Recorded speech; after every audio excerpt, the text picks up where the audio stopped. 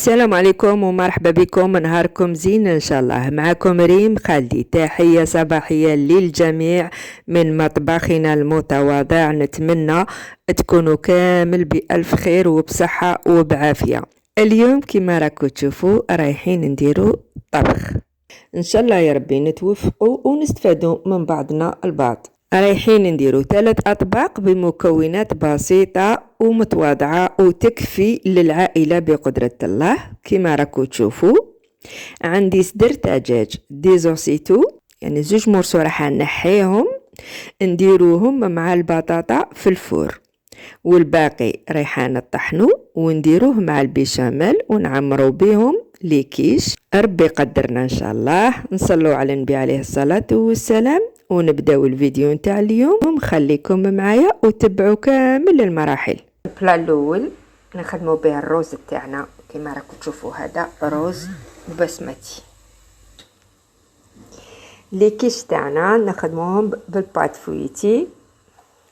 هاي ليكا لي بات تاعنا، هذه تاع الشريه ما بريباريتهاش في الدار للامانه. كما راكم تشوفوا عندي بطاطا رقيقه تاع في الكوشه. واش رايحين نديرو مع البطاطا تاعنا؟ راح نديرو معها هذا الزيتون مقطع، هذه زنجبيل فريش يعني الاخضر هذاك طبيعي، حبه جumbo والبصل.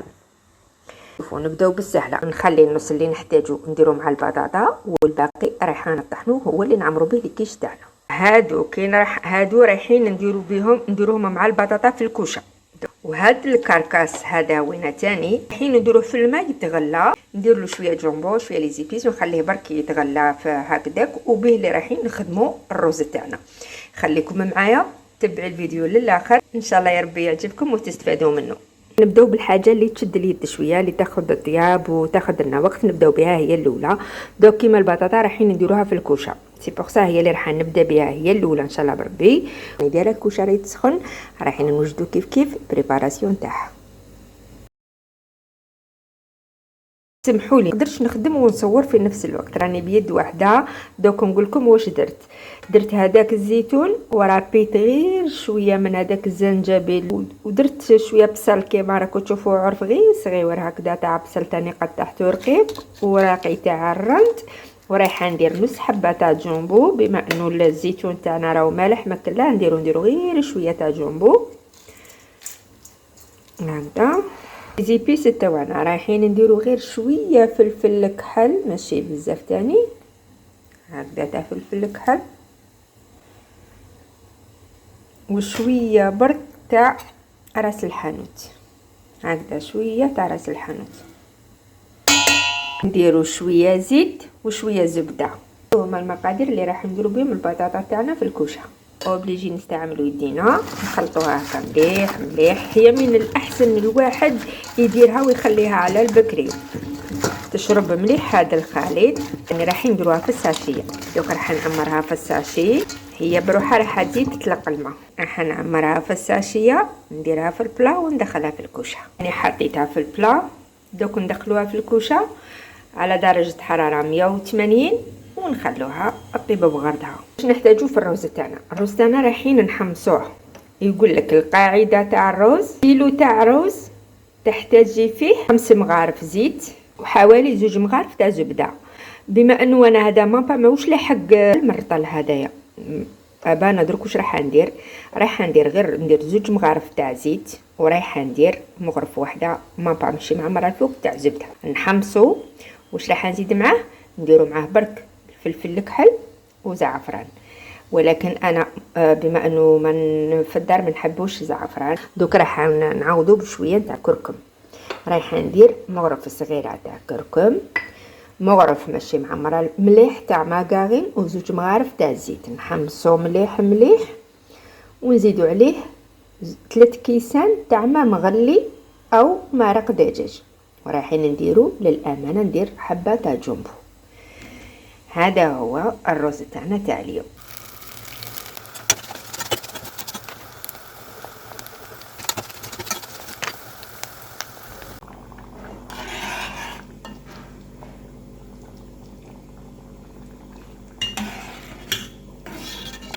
وهذا الدجاج تاعنا رانا نطيبو فيه الفيونداشي تاعنا كيما راكم تشوفوا ما درت له والو ابار شويه زيت فلفل الكحل وشويه جامبو. شكون رانا رايحين نديروه مع البيشاميل وما نكتروش فيه صوالح بزاف باش ما نهربوش الكو تاعو، نديرو من كل شيء شويه شويه. الرز تاعنا راه يطيب بالتنقاس، البطاطا راهي في الكوشه. نكملوا نطيبوا الدجاج تاعنا كيما راكم تشوفوا. كان في الكاسرول ما عجبتنيش داتني دقيقه عاود بدلتها درتها في المقله خير. حنا بطبيعتنا كيما صدر تاع الدجاج نحبوا له كيما الكركم الزنجبيل الابيض، نحبوا شويه لي زيتيس، ولكن على طريقه الشيف قال لك لا انه ما نكثروش فيه لي زيتيس. البنه برك تاع الدجاج مع البيشاميل تكفي. وصدقوني يعني بعد قناه يعني صح كاينه منها يعني البنه ما يكونش فيها بزاف بنه حتى تهرب لك الكو، يهرب لك ما تعرفيش واش فيه. مي هكا كل حاجه تسبنيها. خليكم معايا راح نعطيكم كامل الديتاي. الرز تاعنا كيما راكم تشوفوا راه يطيب، انا نقصت له.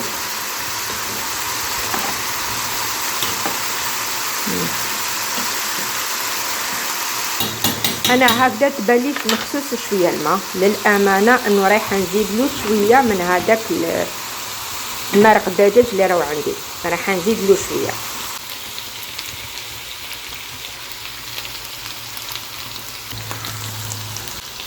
ما بقالوش بزاف طيابه، يشرب لنا غير هذه لاصوص سي بون. خلاص الدجاج تاعنا كيما راكم تشوفوا دوكا هذا راه طايب سي بون. نخليه يتجه ونروحو نبريباريو البيشاميل تاعنا. هكذا نحتاجوه. الروز يفضل من الاحسن الواحد يديرو في حاجه تكون واسعه، تكون عريضه هكذا، ما تكونش حاجه ضيقه. وكي يلحق درجه من الطياب 5 دقائق التاليه نديرو له بابي كويسون. 5 مينوت التاليه نديرو له هكا بابي كويسون ونخلوه. نقصو كامل الغاز ونخليوه. واش نحتاجو في البيشاميل تاعنا؟ القاعده تقول لك كل لتر تاع حليب نحتاجو فيها 3 مغارف تاع زبده ماشي معمرين مليح بيان سور، و3 مغارف تاع فارينه في ريتله تاع حليب. لكن انا مانيش راح ندير ريتله تاع حليب كامله، انا راح ندير نص ريتله نتاع حليب، وراح ندير مغرف واحده نتاع ماغارينا ومغرف واحده او مغرف ونص تاع فارينه. رايحين نديرو الماغارين تاعنا هي الاولى تذوب، خلوها تبرد شويه، ونديرو الفارينه تاعنا نحمسوها مليح مليح. والحليب يفضل انه يكون سخون يلحق لدرجه الغليان. التمه رايحين نديروه عليها ونبداو نحركوه يعني على السريع ونستناوها حتى تثقلنا ونتحصلوا على البشاميل اللي احنا نحبوها ويحبوها كامل الناس. مغرف زبده، مغرف ونص ماشي معمره مليح تاع فارينه، وللامانه ما درتش الملح، راني رايحه ندير شويه جامبو، نص حبه تاع جامبو. والرز تاعنا كيما راكم تشوفوا هاوليكا كانت منقصت له كامل. دروك رايحين تشوفوه راهو هايل ما شاء الله. ماهوش يعني من الفوق هكذا، شوفوا كي خفيف يترفد يتفرفر، ما مثل الساق الحبه ما لصقه في اختها ما والو، رائع. رايحه برك نغطي عليه كيما راهو ونخليوه حتى نوجدو كامل واش رانا نطيبو. ساشي ما تقبتهاش راهي دارت لي بلبوطه داخل في الكوشه. هذيك البطاطا تاعنا، هذيك البيشاميل تاعنا. انا نحب لافارين نحبها تحمص مليح مليح، كاع ما نتقلقش عليها، نقصها للغاز ونخليها طيب غير بشويه، ونزيدو عليها الحليب سخون. هذيك الحليب تاعنا راه هنا، دوك نديروه ونخلطوها ونخلوها طيب بالتنقاس. هذا هو القوام اللي رانا حابينه حنايا، هذا مع الفيونداشي هذاك، ونطفو عليها تبرد زيت تقال اكثر من هكا. هذا واش رانا حابين. دروك هنا نطفو عليها. هذا هو الدجاج تاعنا اللي طيبناه كيف كيف. دوكا رايحين نديروه في البيشاميل، نخلطوه. القوام كيفاش يكون؟ هذا هو القوام اللي رانا حابينه، هكذا فيها بركه. نروحو نبريباريو الكيش تاعنا كيف.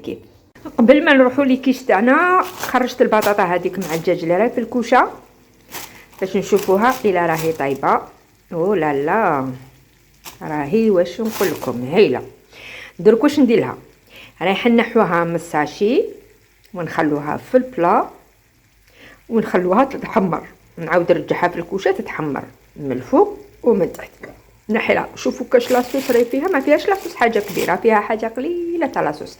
انا اللي كيديها كاع هذيك لاصوص ما نخلي لها والو لاصوص. نقلعوا برك البطاطا تاعنا ونقلعوا الدجاج نديرهم برك في البلا ونخليهم يتحمروا ونديكوريو بهم الروز تاعنا.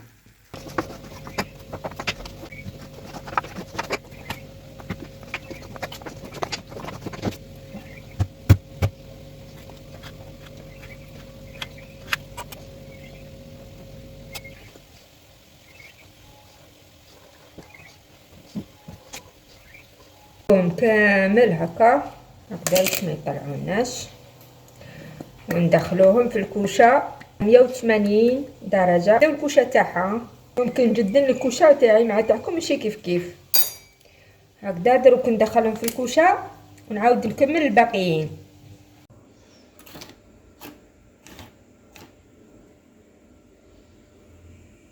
انا ديموليتهم ورايحه نفخسيهم ونديكوريهم، بصح نتوما ليمول بزياده هكذا يستحسن، يعني يفضل انه ما تنحوهمش من الليمول تاعكم باش ما يطيحوا لكمش، باش يبقاو هكذاك شابين.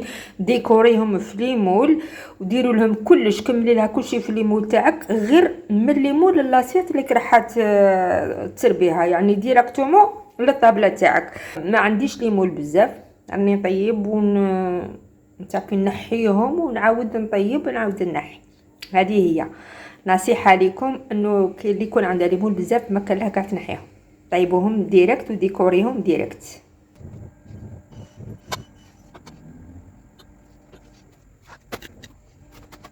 البنات هذه هي الريزولطه النهائيه، وسمحوا لي بزاف كنت نفيلمي ما على باليش كاع كيفاه ما تفيلماليش. دونك طريقه البريباراسيون تاعي ما تفيلماتليش كيما كنت حابه، سورتو تعمار تاع لي كيش تاوعي شغل ما وريتهم لكمش كامل. على كل حال انا عمرت هذيك لافارس اللي درناها عمرتها بها، ومن بعد زدت رابيت غريير شويه غريير هكا درتها من الفوق، دخلته في الكوشه غير بالخف، ديجا داب بالخف يذوبه، هو اكثر من الفرomاج وقت اخر يعني حتى حسيتو داب لي بالخف. ومن بعد ديكوريتيو بالفرomاج بيض من الفوق. هذه هي الريزولطه النهائيه تاعنا كيما راكم تشوفوا فيها هكذا. نحيتها تاني من هذيك لاصوص وحمرتها في الكوشه، وهذا هو الدجاج تاعنا تاني اللي درناه مع البطاطا، زدت حمرته ودرته من الفوق. وما ننساوش الورشه تاع الرنده تاعنا اللي درناها. هادو راهم مديكوريين وراني نعاود لهم برك باش تشوفوني كيفاش خدمتهم. كيما راكم تشوفوا نعمر لي سيرينغ بالفرomاج بيض ونعاود هكذا نزيكزاكيهم، هذا ما كاين ماهيش حاجه كبيره. وهذاك الزيت اللي كتشوفوا فيه اللي طيبناه مع البطاطا نحيته ودرته مع البيشاميل اللي كانت باقيت لي مع هذاك الدجاج في وسطها، وزدت لها شويه من هذاك المرق دجاج اللي خدمنا به الروز تاعنا. خرجت بنينه واش نقول لكم، شهيدكم في الجنه ان شاء الله. وهي اللي حنزيد نحط منها هكذا، تبعوا في الطابله دوك اللي يحب لاصوص يزيد يدير منها. هذه هي الريزولطه النهائيه تاع البلاطه تاع اليوم. نتمنى ان شاء الله يا ربي الفيديو تاع اليوم عجبكم واستفاديتوا منه. نتلاقاو ان شاء الله في نهار جديد وموضوع جديد، مع تحيات ريم خالدي. السلام عليكم ورحمه الله تعالى وبركاته.